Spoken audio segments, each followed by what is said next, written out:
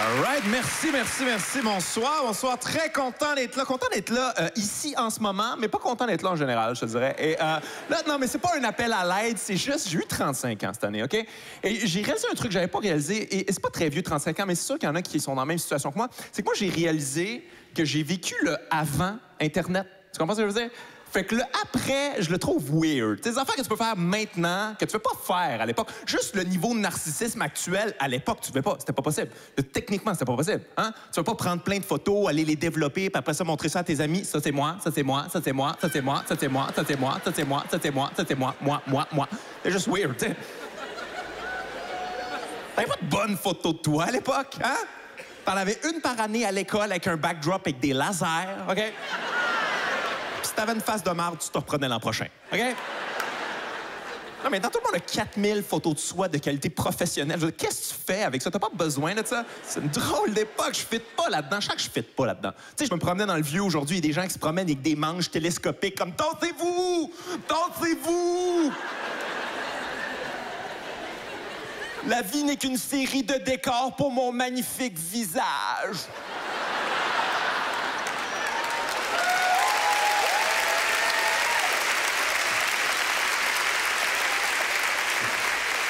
La confiance des gens, c'est incroyable. On a développé des névroses, je pense. On fait des affaires qu'on ne faisait pas avant sur les réseaux sociaux, là. Il y a une affaire que j'ai vue souvent. C'est sûr que tu as vu ça aussi, c'est assez fréquent, OK? Mettons quelqu'un qui met une photo de soi sexy, un selfie genre sexy, un peu narcissique. Et là, dans le statut, dans le commentaire de la photo, c'est genre une citation inspirante. Tu sais de quoi je parle? Il y a une fille en bikini, la main dans les cheveux, puis en dessous, c'est une citation de genre le Dalai Lama, je sais pas quoi. C'est parce qu'il n'y a pas de lien entre les deux. C'est quoi le rapport? Tu vois, des gens font comme « comment ça qu'on voit les boules de la fille? Ah, je vais aller lire en dessous. Ah, c'est pour m'inspirer à croire en mes rêves! » Je pensais que c'était juste une fille qui show off sa craque de boule. Finalement, ça m'inspire à retourner à l'université. Merci, Cassandra, l'influenceuse. Je fit pas dans cette époque-là. Je trouve qu'avec les réseaux sociaux, en ce moment-là, tout le monde est gênant. Personne n'est gêné. Ça, je pense, c'est la phrase qui définit notre époque. Faut ramener la honte, OK? Et là, je sais qu'il y en a qui sont pas d'accord, parce que personne aime la honte. J'aime pas ressentir de la honte, moi non plus. C'est le pire sentiment au monde, mais on a besoin de la honte, gang. Parce que ça vient avec la fierté. Hein? C'est yin puis yang, ça se complète. Fait que si t'enlèves la honte, faut que t'enlèves la fierté. Fait que ramener la honte pour ramener la fierté. Et la honte, ça sert à quelque chose de très précis, OK? La honte, ça sert à quoi? Ça sert à garder les épais sur le qui-vive, tu comprends? C'est important que les épais soient tout le temps on the edge, comme je suis une graine en ce moment. C'est important pour eux autres, tu comprends? Ça leur prend des barrières, tu sais? C'est à ça que ça sert, la honte, ça sert à gérer nos niaiseux, OK? Et je sais qu'il y en a qui veulent pas, mais on a besoin de systèmes pour gérer nos niaiseux. Tous les animaux ont ça. Toutes les espèces d'animaux ont des systèmes pour gérer leurs niaiseux. C'est vrai? Regarde, exemple, OK? Mettons une meute de loups. Une meute de loups, il y en a un qui est fait dans la gang. Qu'est-ce qu'ils font? Ils le mettent à l'écart et attendent qu'il meure. Bon, je veux pas qu'on fasse ça. C'est pas ça que je te dis. Attends. Je te dis pas qu'il faut faire ça. Je te dis juste qu'ils ont trouvé leur truc, il faut trouver les nôtres. C'est tout ce que je te dis.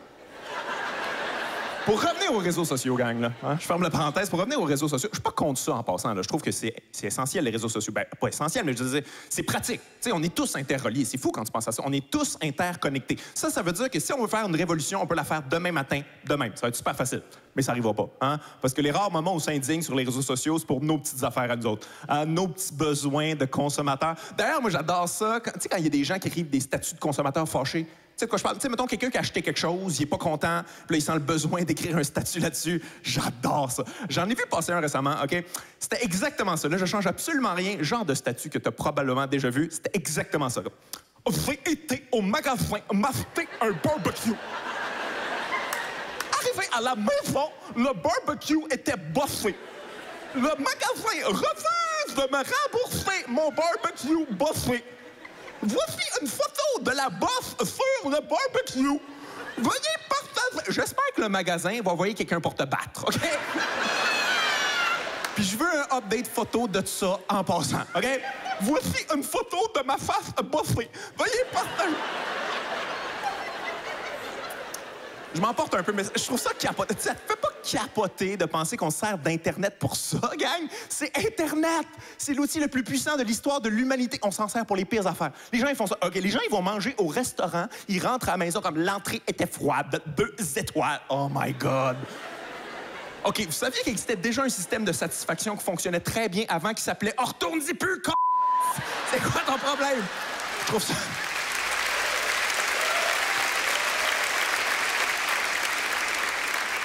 Parce que je trouve que c'est pas fair, en fait. C'est pour ça que je m'emporte. C'est pas fair pour les restaurateurs. Parce qu'ils n'ont pas l'inverse. S'il y avait l'inverse, ça serait fair. Tu sais, des reviews de clients qui pourraient accepter ou refuser. Ça serait cool. Ils pourraient lire ça avant. Espèce de tâche qui ne connaît rien en cuisine, mais ça prend quand même pour un juge des chefs 1 étoile refusée. Fuck that shit.